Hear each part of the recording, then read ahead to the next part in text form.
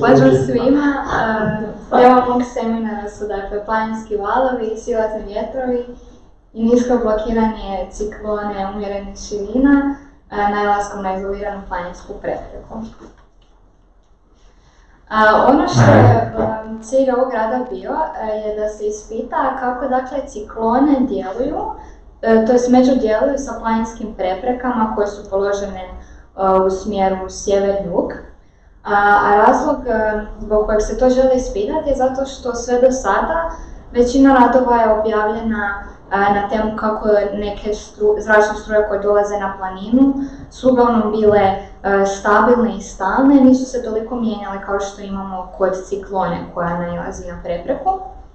I onda u ovom radu koju sam ja proučavala smo željeli pomoću numeričkih simulacija vidjeti što će se događati sa planinskim vjetrovima, sa silaznim strujanjem i kako ta prepreka zapravo blokira prodor struje.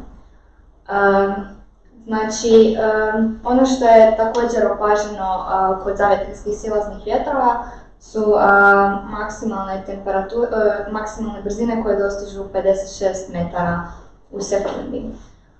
Ono što bih još navela prije nego krenemo je to da se u našem slučaju ciklona, kao i obično, počinje razvijati kao izolirani poremećaj u nestabilnoj baroklidnoj struji koji nastaje zbog lokalne anomalije potencijalne vrtložnosti.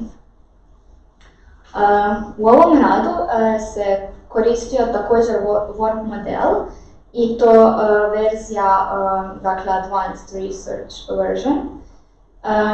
Imamo dakle domenu u x smjeru koja nam iznosi 16.200 km, a u y smjeru nam je domena jednaka 9.000 km, a za ishodište našeg koordinatnog sustava je odabrano središte planinske prepreke i središte y domene, dakle y domena nam se pruža od minus 4.500 km do 4.500 km. Također imamo dakle visinu troposfere koja nam se mijenja ponegdje zato da bismo mogli izbjeći neke nerealistične parametre koje bi se dobili i ovdje su nam opisano kako se mijenja ta visina troposfere. Tu su još navedene neke konstante koje se koriste. Na ovom prikazu sa strane vidimo dakle kako nam izgleda poprečni presjek u smjeru sjever-jug 200 km prije naše planine. Tu je dakle opisano, imamo dakle brzinu, zonalnu brzinu vjetra i također potencijalnu temperaturu. I ovdje tu, ova crvena točkica nam zapravo pokazuje gdje se nalazi naša anomalija potencijalne vrtložnosti. Na ovom tu prikazu je uzeto da nam dakle, domena visine ide do 20,5 km. Znači, naša ciklona se zapravo počinje razvijati zapadno, uzvodno od topografije i perturbacija potencijalne vrtložnosti je opisana sljedećom relacijom. U toj relaciji vidimo da nam ovaj Q0 zapravo kontrolira magnitudu anomalije, a veličine delta H i delta V nam kontroliraju skalu slabljenja utjecaja u horizontalnom i vertikalnom smjeru. U ovom tu radu su korišteni različiti parametri koji su ovdje navedeni. Također, znači... Ili mogla samo se malo naprijed ići da kućeš u kameru. Dakle, središte naše planinske prepreke ima dakle koordinate koje su navedene ovdje, znači za x os nam je uzeto da nam nula kreće od središta naše prepreke, a tu nam je također uzeto da nam je minus 480 u y smjeru. Visina topografije se mijenja pomoću navedenih relacija i u radu su napravljene simulacije za maksimalnu visinu planine koja je 500 metara i napravljene su još simulacije za planinu koja je nešto viša, 2 km, jer ćemo vidjeti da u ovisnosti o visini naše prepreke ćemo dobivati različite rezultate silaznih vjetrova i svih ostalih pojava koje nam se događaju. Na ovom prikazu možemo vidjeti kako nam se zapravo razvija naša ciklona prije nego što naiđe na našu prepreku. Ovdje tu vidimo ovaj mali crni pravokotnik i to je zapravo naša planina. A ovaj tu crveni pravokotnik nam je područje gdje imamo malo gušću mrežu. Znači na ovoj većoj domeni nam je korak mreže 15 km, a na ovom tu izdvojenom dijelu, to ćemo vidjeti na kasnim slikama, nam je korak mreže 5 km. Prikazani su dakle izobarne linije na površini, pri površini i prikazane su potencijalne temperature, to jest polja potencijalne temperature. I sad gledamo, znači, nakon što se naša simulacija pokrenula, ono što bih još dodala je to da su se u radu zbog simulacije koristili razni filteri kako bismo izbjegli neke kasnije komplikacije zbog nastanka težinsko-usponskih valova, tako da zapravo početak naše simulacije kreće od 0,5 dana i sve što gledamo kasnije pomičemo, znači recimo ova slika nam zapravo predstavlja 2,5 dan od naše simulacije. Onda ovo 3,5 dan i tako idemo do 7,5 dana. Tu vidimo, znači, prije nego što naša ciklona naiđe na prepreku, zapravo nam je ta struja jako ujednačena i kako vrijeme odmiče, vidimo da nam se polako počinje formirati tople i hladne fronte, gdje recimo za 5,5 dan možemo vidjeti i frontu okluzije koja je nastala. Ono što nas zapravo primarno zanima je kako među djeluje ta ciklona i ta planinska prepreka i vidimo da nam nakon znači za 4,5 dan zapravo dolazi hladna fronta na našu planinsku prepreku, što bi bilo dobro upamtiti jer ćemo kasnije jako puno rezultata zapravo baš objašnjavati time što je baš na taj 4,5 dan simulacije došla ta hladna fronta. I vidimo dakle da nam se onda brzina vjetrova povećava, dok nakon 7,5 dana vidimo da se nekako smirilo tu kod naše planinske prepreke. I ono što još možemo primijetiti je da nam se razvila još jedno područje ciklone, znači dalje od naše planinske prepreke. Kao što sam bila spomenula, znači rezolucija modela nam je zapravo 15 km, s time da imamo taj jedan izdvojeno područje gdje nam je rezolucija 5 km. U vertikalnoj domeni koristimo dakle ili 20,5 km ili 26,5 km. I kako bi se jačina vjetrova u cikloni ograničila na neke realne vrijednosti, u modelu se koriste 2D smagorinski parametrizacije.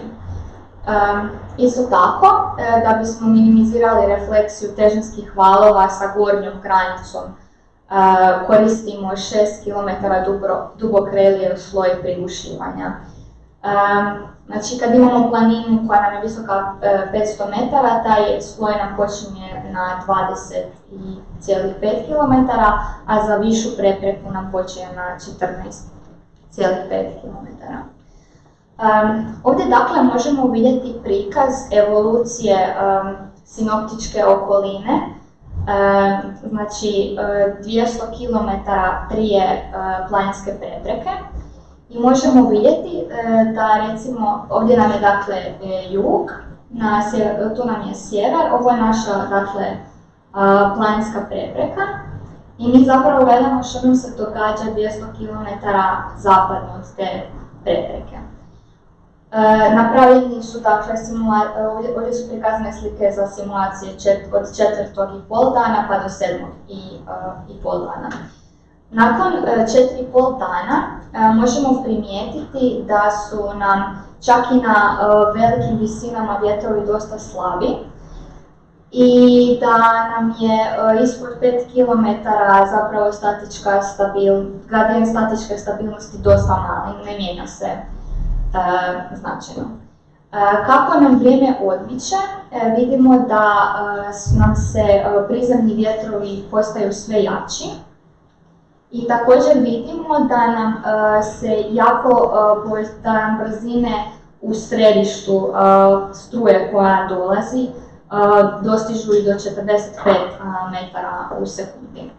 Isto tako možemo uočiti, ovdje se vidi ove iscrtane linije koje nam zapravo kasnije ćemo pogledati presjek koji će nam ići istočno-zapadno za sjeverni dio naše prepreke i južni dio prepreke. I tu možemo vidjeti kako nam se zapravo mijenja visina naše tropopauze.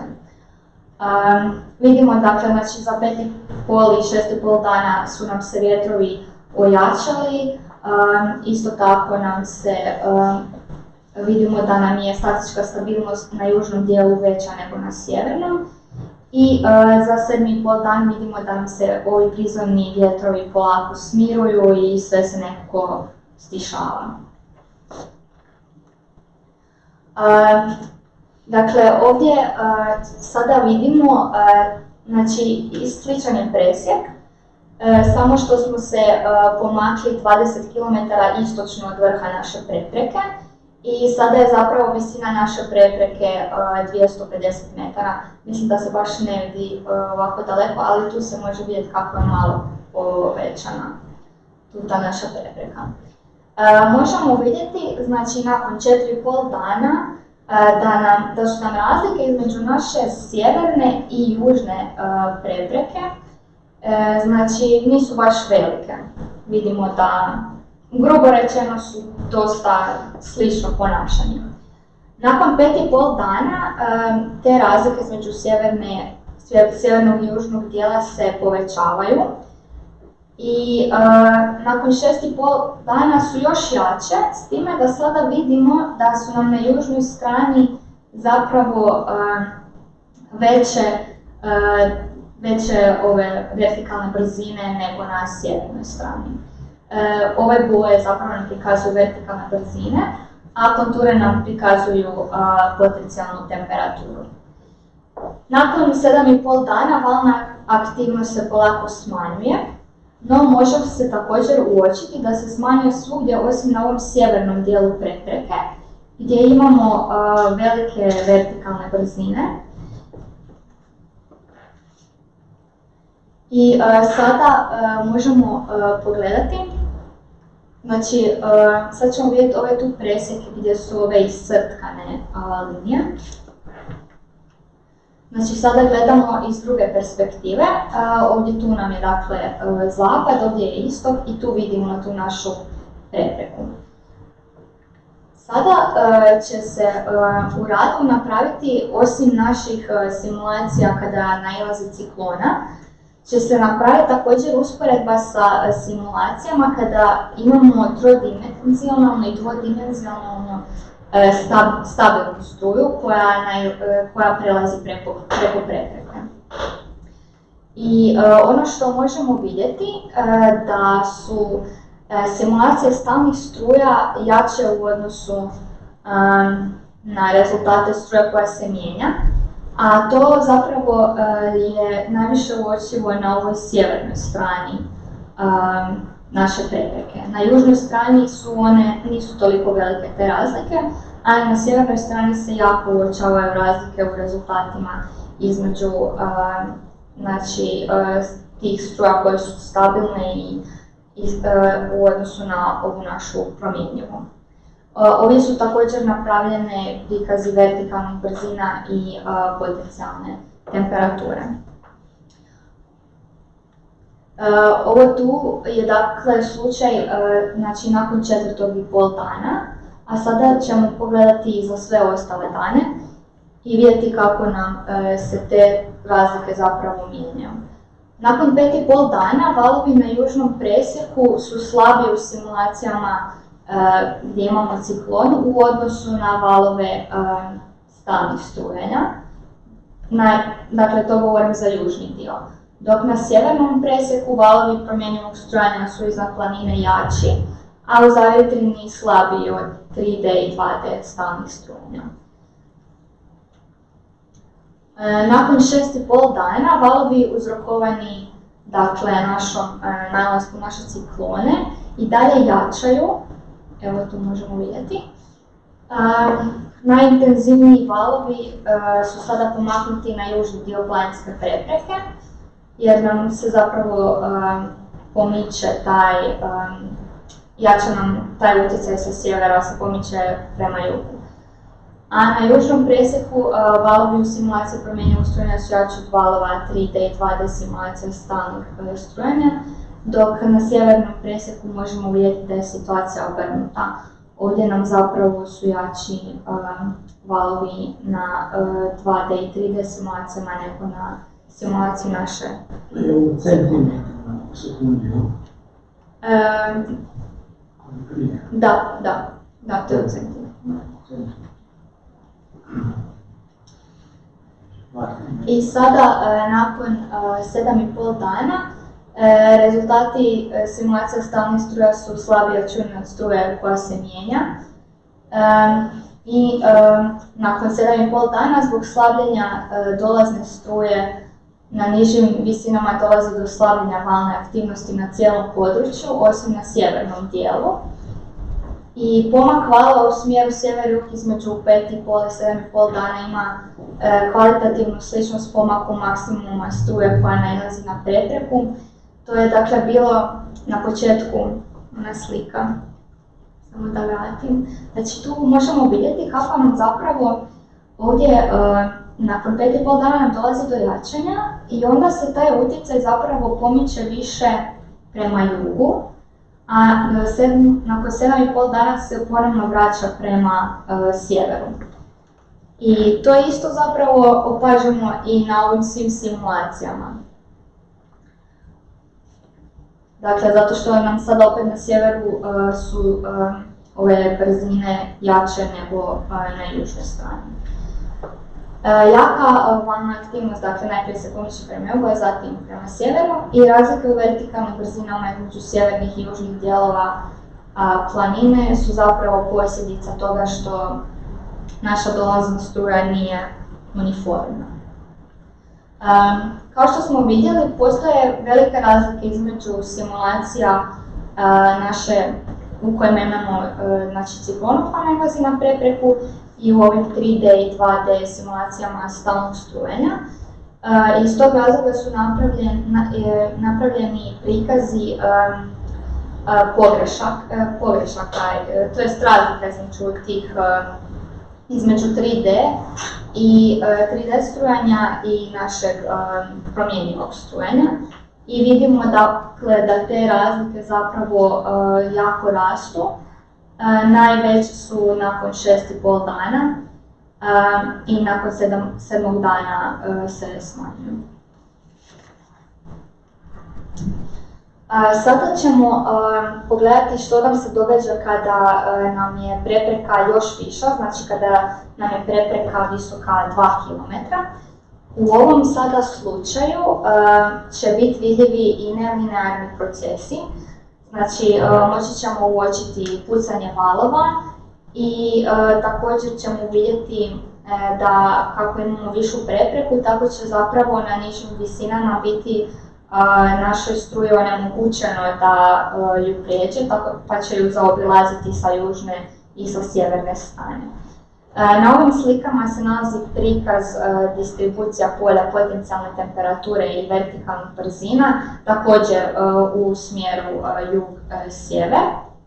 I ovo je napravljeno za presjek koji je zapravo se nalazi 20 km istočno od planinske prepreke. Vidimo na početku znači, da nam je između sjevera i juga razlike su zapravo nisu velike, imamo uniformnu situaciju, dok odmicanjem dalje, znači nakon 5,5, 6,5, 7,5 dana, te razlike su sve više i više uočljive i vidimo da na ovom južnom dijelu imamo zapravo velike vertikalne brzine. Hoćemo samo pročitati ovu zadnju točku, zato što svjetlo jako tamo smeta. Ova treća točka dođe lijevo. Pročitate to. Da, na slici prikaz sjever distribucija polja, potencijalne temperature i vertikalne brzine 20 km istočno od vrha planinske prepreke. Sad, znači ovdje tu su nam dakle ponovno napravljeni ista promjena perspektive gledanja. Tu smo imali slično kao i prije ove iscrtkane linije i sada gledamo što nam se zapravo događa na ovom južnom i sjevernom presjeku po danima. Također je stavljena i tablica znači nekih parametra nelinearnosti koji nam je ovdje tu prikazan i možemo vidjeti po danima razliku između tog parametara za južni i sjeverni presjek. Ako pogledamo, znači nakon 4,5 dana, kada je naša hladna fronta taman prošla našu prepreku, razlike između sjevernog i južnog presjeka nisu velike. Nakon 5,5 dana, valovi postaju jači na južnom dijelu prepreke i što je obrnuto od slučaja koji smo imali kada smo imali nižu prepreku. Također se može primijetiti pucanje valova u stratosferi. Nakon 6,5 dana vertikalne brzine su nam i dalje jače na južnom presjeku nego na sjevernom. I nakon 7,5 dana vjetrovi slabe, a statička stabilnost na nižim visinama je porasla duž cijele planine. I valovi su nam i dalje jači na južnom presjeku. Tu možemo vidjeti i kako nam se mijenja ovaj parametar nelinearnosti i vidimo da za prvi dan nam je parametar nelinearnosti između južnog i sjevernog dijela približno, nije toliko velika razlika, isto kao i nakon 7,5 dana, dok nakon 5,5 i 6,5 dana su te razlike veće. A također tu možemo lijepo vidjeti kako, pošto su nam brzine se povećale, tako se i taj parametar smanjio. Sada, nije dovoljno promotriti samo ove potencijalne temperature i vertikalne brzine kako bi se mogle analizirati razlike između sjevernog i južnog dijela naše prepreke. Iz tog razloga je napravljena još znači, razvoj maksimalne vertikalne brzine u razdoblju od 3,5 do 7,5 dana za sjeverni i južni presjek. Znači, plava linija nam predstavlja kako nam se ta vertikalna maksimalna brzina mijenja na sjevernom dijelu, a crvena nam predstavlja kako se mijenja na južnom dijelu. Ono što možemo primijetiti, ovdje tu su ove visokofrekventne oscilacije koje su posljedica pucanja valova. I možemo vidjeti kako nam zapravo na sjevernom dijelu maksimalna brzina prije postiže maksimum nego na južnom dijelu, gdje onda ta dva maksimuma padaju i na južnom dijelu nam zapravo od nekog 6,5 dana do kraja ta brzina nam se ne mijenja značajno, dok ovdje imamo opet mali pad i ponovno nam dalje raste. Znači ovdje su napravljena ova deblja linija nam zapravo predstavlja petosatni svemiraj. Znači maksimum se na južnom presjeku postiže nekih 0,4 dana sa zakašnjenjem u odnosu na ovaj sjeverni, zato što nam treba neko vrijeme da ta zapravo struja prijeđe južnih dijelova prepreke. Znači, oko 6,5 dana na sjevernom presjeku dolazi do epizodnih jakih pucanja valova, što možemo vidjeti i na slici ranije. I valovi su, vidimo iz ovoga, puno jači na južnom dijelu, što smo vidjeli na prijašnjim slikama. Ono što se sada žele još pogledati je dakle kako nam stvari izgledaju na nekoj visini od 8 km za sve ove dane. I tu dakle vidimo horizontalnu strukturu i evoluciju valova. Možemo primijetiti da nakon 4,5 dana imamo kao dvije linije uzlaznih i silaznih strujanja. To su, ajmo reći, prve linije koje kreću nakon vrha planine. I vidimo da nam sljedeća uzlazna gibanja kao da su malo nakošena u odnosu na našu prepreku. Mogli bismo čak to usporediti kao da to imamo neku osovinu i onda ovdje tu ko neki zglob koji ovako od južnog dijela nam se naginje kad idemo prema sjeveroistoku. Nakon 5,5 dana vidimo da nam zapravo na ovom mjestu gdje smo imali uzlazno gibanje sad imamo silazno i tu gdje smo imali silazno sad imamo uzlazno, a ovdje nam se formiralo jedan dio koji je još više odmaknut od te planine, kao da je zapravo između 4,5 i 5,5 dana ovaj put linearno rasao. Također vidimo da nam ovi silazni vjetrovi jačaju nakon 5,5 dana, to jest oni su zapravo horizontalni, ali su snažniji nego dan ranije. Dan kasnije vidimo da se brzina vjetrova još više povećala i također nakon 7,5 dana je situacija slična. Tu nakon 6,5 i 7,5 dana vidimo ovako linije koje nam se protežu od sjeverozapada prema jugoistoku, da su se isto stvorile kao nagnute u odnosu na našu prepreku. Vremenski razvoj struje je ključan čimbenik u nastajanju tih linija silaznog strujanja koje se protežu prema sjeveroistoku. Ovo je slika, ne znam koliko dobro se vidi, koja je zapažena 1980. Na planini Colorado Front Range. I to je zapravo primijećeni su oblaci koji tako se odmiču od planine, postaju ukošeni u odnosu na nju. Ovdje je prikazan dakle, pogled prema jugu i kada bi ti oblaci bili paralelni s planinom, oni bi zapravo trebali konvergirati k toj točki, a oni zapravo su jako udaljeni od nje. Iako tu treba naglasiti da mehanizam zbog kojeg je došlo tog dana do ovog odmicanja od paralele sa planinom nije isti kao u našem slučaju.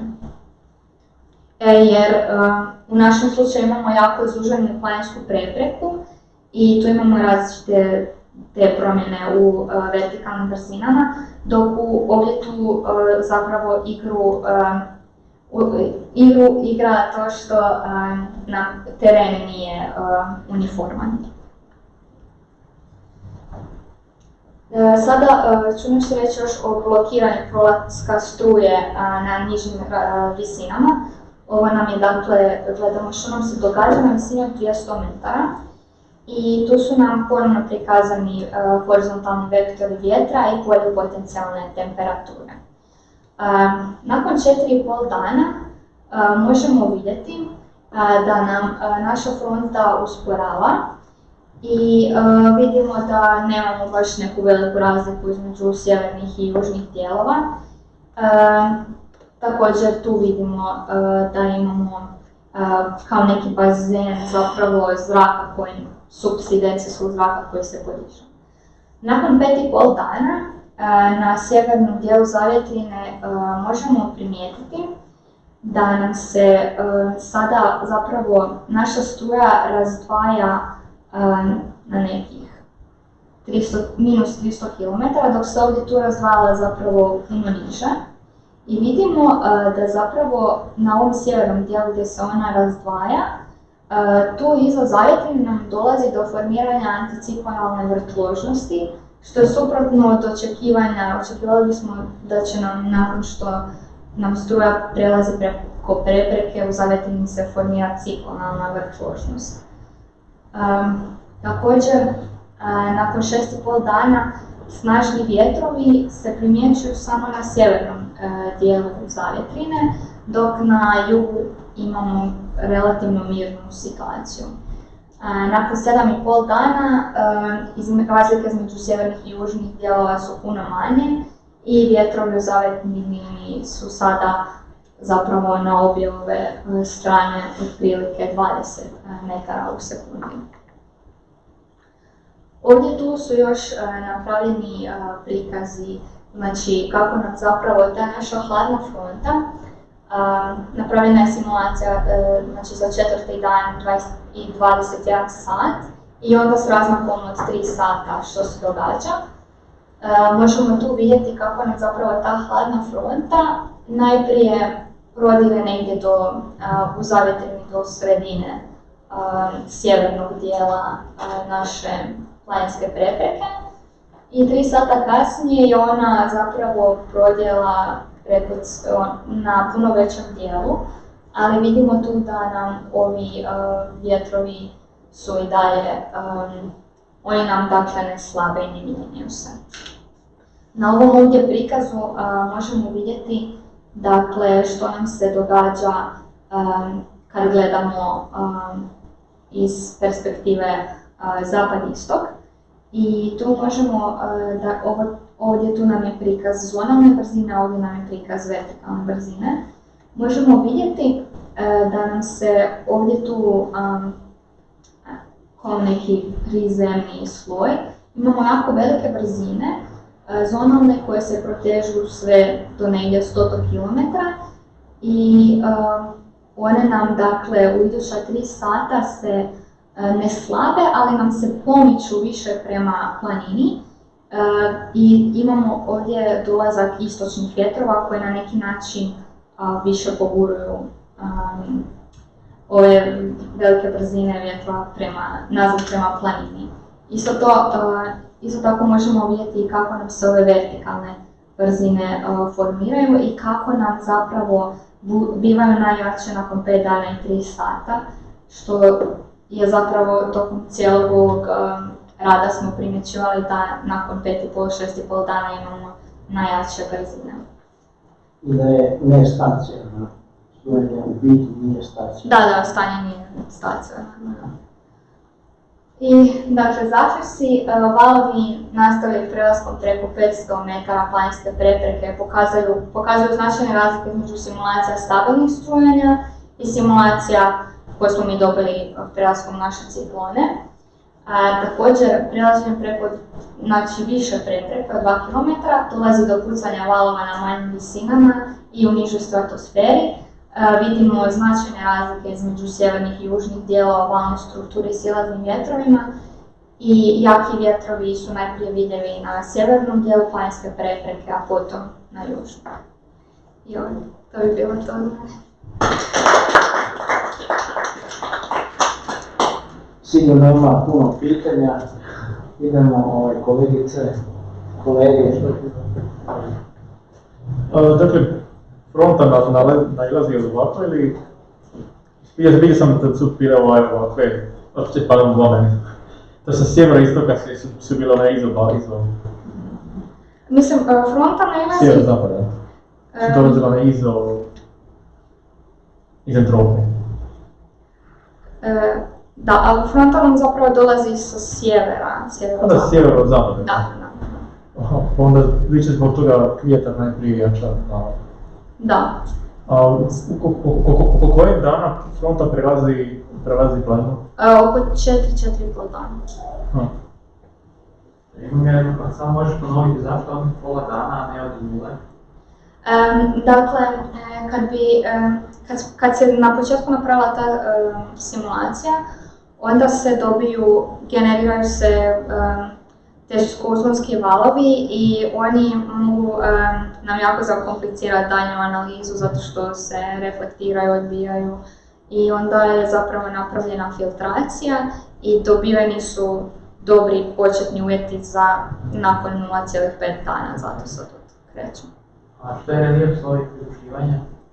Pa to je dakle sloj gdje se zapravo te refleksije sa gornjom granicom naše domene, kako bi se prigušilo to reflektiranje valova. Taj sloj služi za to.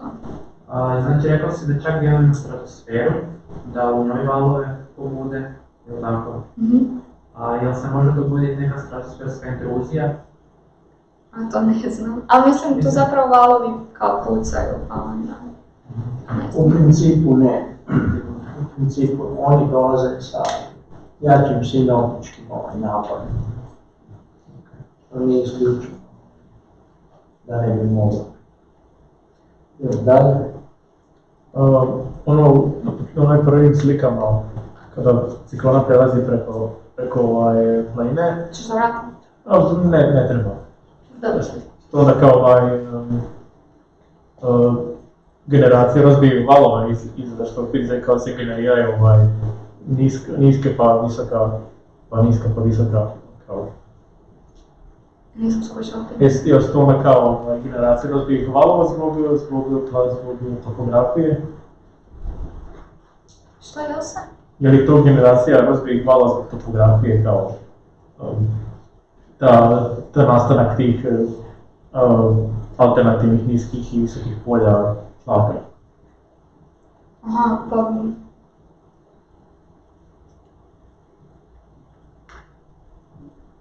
Misliš kao da li ova polja tlaka tako...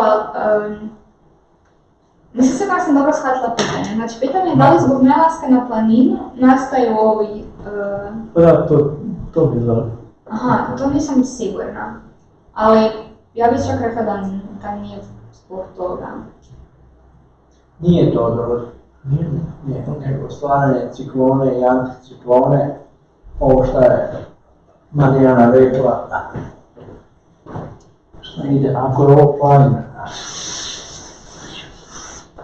ako je ovo 1000 km,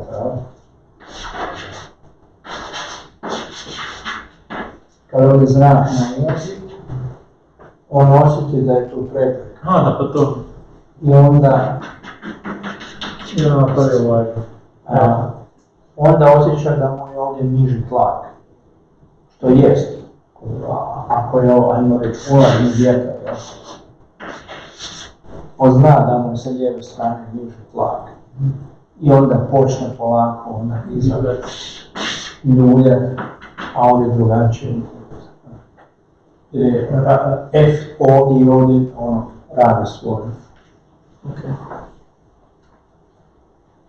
Ajmo dalje sa pitanjima.